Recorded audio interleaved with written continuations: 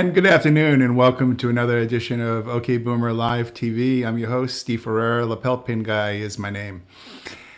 Well, today I am preempting a normal OK Boomer Live and the series of logistics and ocean freight for a special announcement. A lot of activity in the last 12 to 18 hours out of China that I'd like to report on. And before I get started on reporting, I want to mention and give full credit towards Dennis Zhou of Zest Media in Ningbo, China. This is really Dennis's story, and I would like to just be, give my own, all the opinions you hear today are mine alone. But this story is breaking out of China, and really is very, very impactful. And of course, some of you have already heard the news and some haven't. So I'll let a few people come on board here before we get started. So you're watching Steve Ferrer. I'm CEO of Ocean Audit, an ocean freight refund recovery firm. I live in the Connecticut area with my family. And I'm also host of OK Boomer Live, a regular live streaming network here on LinkedIn Live.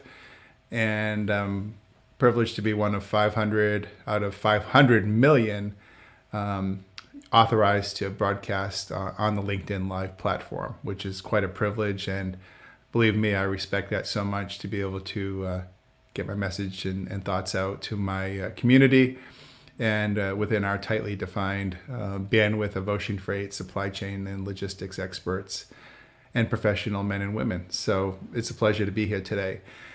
And, we're talking today about the breaking news that Dennis Zhou of Zest Media in China has reported. And Lars Jensen has also shared it on LinkedIn this morning. So certainly this is something that is really a little bit earth-shattering, in my opinion. And we'll have a little bit to say on it as we go forward. But just to kind of kick off what's happening and in the environment that we're talking about. The breaking news is that and let me take off this this overlay here first. Excuse me.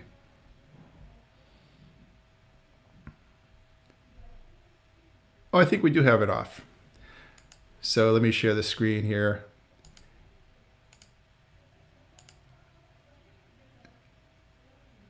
Yeah, so the breaking news is that the Chinese Minister of Transportation, Minister of Commerce, the Anti-Monopoly Bureau, and the Department of Price are meeting with the ocean vendors to talk about halting any further price increases in the Trans-Pacific, as well as the possibility, although there is much to be said on that operative word, possibility, of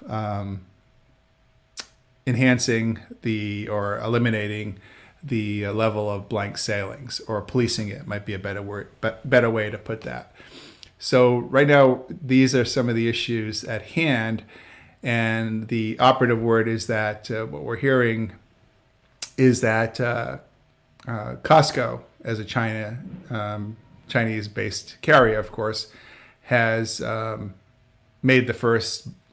issued the first salvo and canceled the September 15th general rate increase. That's the news that we're hearing in the last few hours, maybe the last 8 hours. But I think one of the things that's really interesting, and I try to be a student of the game, for all my great fans and followers out there. I am live right now, and you're watching Steve Ferrer, CEO of Ocean Audit, OK Boomer Live TV, Lapel Pin Guy, talking about the latest developments out of China and ocean freight. And the one thing I wanted to point out is looking at the COSCO tariff. So this is real-time live tariff of COSCO. And you can see here up top here, this is general rate increase effective from September 15th. The general rate increase is $1,000 a 40-foot container. This is to the U.S. trade. And so this is yet to be canceled, right? This has not been amended as canceled, despite what we're hearing that it is. So far, it's not canceled as it relates to their tariff filing, of the general rate increase. So I think that's something that we really kind of have to keep our eyes on, separating fact from rumor, right? Whether or not that general rate increase will be canceled, or even postponed or even mitigated. But what's really disheartening about the whole situation, and Michael Gollin, who I give a lot of credit to, Michael does a lot of great things on LinkedIn with his postings, and just coincidentally, he's reporting that Trans-Pacific trade will see approximately 25 void or blank sailings from 28 September until week 45 in November 8th. So that is again, a very significant amount of blank sailings. And if this new Chinese government, gathering or ruling or force play that eliminates the blank sailing, and the mechanism is not unclear how they might go about that. But let's just say that they do something eliminating blank sailings, and they halt the rate increases. So just kind of to give you an update before I finish that thought, if you look at the latest activity on the Shanghai Shipping Exchange, you can see here the latest rates are 38.13 to the West Coast and 45.34 to the East Coast. So a slight gain of $56 this week versus last, and a slight decline, minuscule, to the East Coast. So these hikes are still going up. Weeks and weeks ago, I have a LinkedIn live show where I predicted 4,000 on the West Coast rate. Now, here's the thing, right?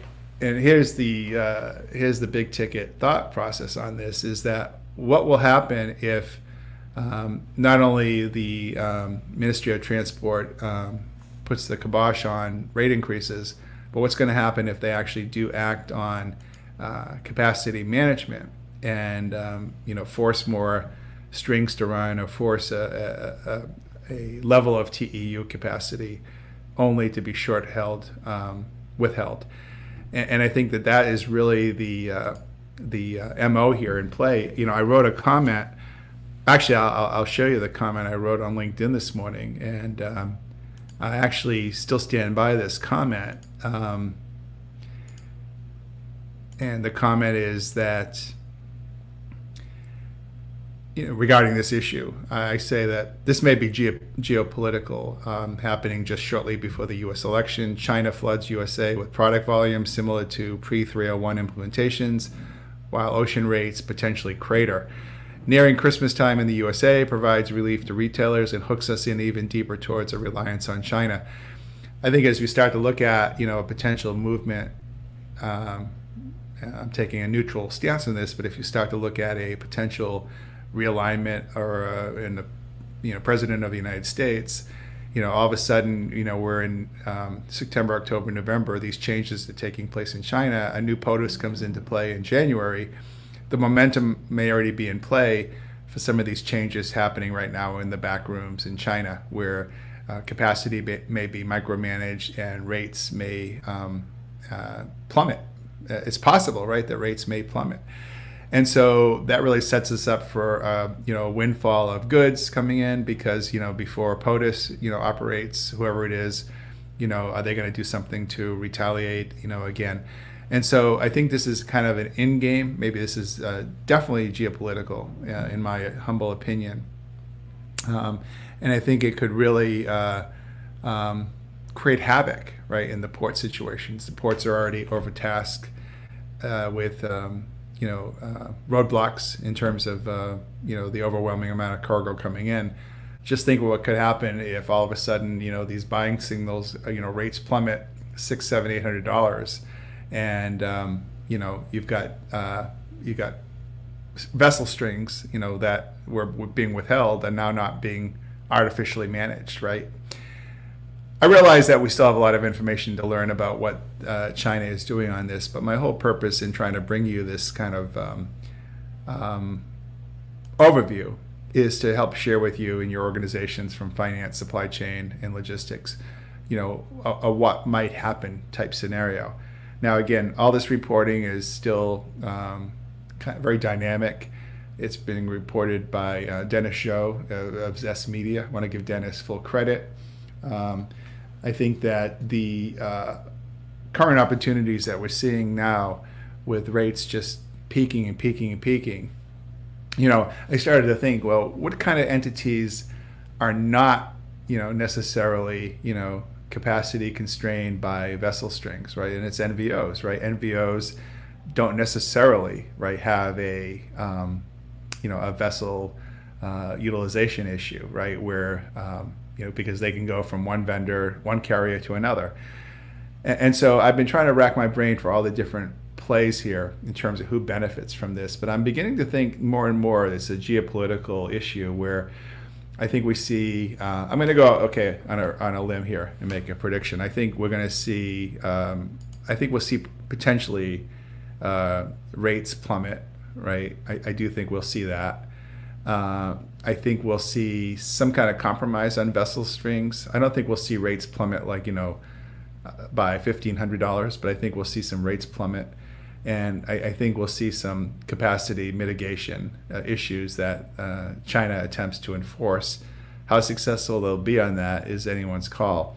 But I think that, purchasing and vendors and procurement people in retail, are probably looking at this or should be looking at this as, a window of opportunity to perhaps start forward loading some cargo in and, start looking ahead maybe in the same vernacular as the 301 tariff, where you start to maybe need some warehouse storage because you want to get some cheap product in before a new POTUS comes in and starts playing with this. But the timing on this I find impeccable in terms of using it as a geopolitical tool. And I would not be surprised at all if this is really designed to, play some havoc with the American infrastructure and port and supply chain situation. And I don't want to say that, Costco is being used as a pawn in this, but at the same time, until I see them opt out of the general rate increase, then, we can say with certainty that they've opted out of it. But until we see that, everything else is just, kind of rumor right now. So I think that, somebody just asked a nice question: is this affecting China-Europe trade or only to the U.S.? It's interesting you say that. If you go back to if we can go back to the Shanghai Index for a second, let me just stop the sharing on that and share that Shanghai Index again. I think I have it on the screen. If you look at yeah, there you go. So you see on, pardon me, line 2 there. So Asia, China-based port rates to Europe, you've got 1,042 and 1,054. So, rates are pretty low and mitigated there already. So this does not appear to be a situation where it's impacting the Asia to European trade. You contrast that to the sky-high nature of what's happening on the West Coast and East Coast, then you have more reason to say it's somewhat geopolitical in nature. And I really do believe that. The more I try to talk myself into the scenario that China is doing it strategically. But that's a great question. I really appreciate I appreciate whoever asked that. Pardon me. So are there any, I wonder if there are any other questions. This has been kind of like I want to make this kind of a bulletin type announcement to, have all the logistics folks around the country kind of start looking at this issue. We'll try to give you the most up-to-date, minute by minute updates that we hear here at Ocean Audit and on my show on LinkedIn Live as we continue to follow the story. But we should have some more information over the weekend or certainly by Monday on looking at whether these rate increases have been postponed and just how deep China intends to involve itself into the whole issue of the blank sailings, which is the other big piece, right? So if they say all of a sudden, hey, you've got to only blank, like, as I said, when Michael Gollin had reported that there's 25 blank sailings from September 28th until November 8th, if they say you can only have 10 blank sailings, I think that's going to immediately put downward pressure. So I think I'm going to go against my original prediction now, and I don't see the rates hitting 4,000. I think we're going to start sliding down in the mid threes, 36, 35 by next week, and we'll see how the story unfolds itself. But I wouldn't expect anything like immediately dramatic. But I think that if they're playing with the vessel strings and the vessel allocations and the blank sailings, it can only mean bad medicine in terms of how for the ocean vendors, in terms of how potentially rates will crater. And I think if I'm sitting in the catbird seat as a VP of global logistics, I probably would try to speed up, my October, November output of container lift out of China, because I think I'll be in a better rate scenario, and B, I'm not sure what's going to happen with the election, and C, I'm not sure what POTUS will do, if anything, right, to potentially retaliate for China meddling in another really important aspect of the U.S. economy, despite the short-term gains that having lower rates, be there established for the garment importers and the retailers. The other thing I was going to do a study on, the difference between a $4,000 container of Christmas trees and a $3,000 container of Christmas trees. And the reality is that, these Christmas trees that cost $200 at a Home Depot or a Lowe's, the reality is they only cost, $60 to $70 to buy, FOB first value cost over in China. So, the profit levels on these trees and many China products, are in the hundreds of percentile, right? And, $1,000 differential in an ocean freight movement is not going to necessarily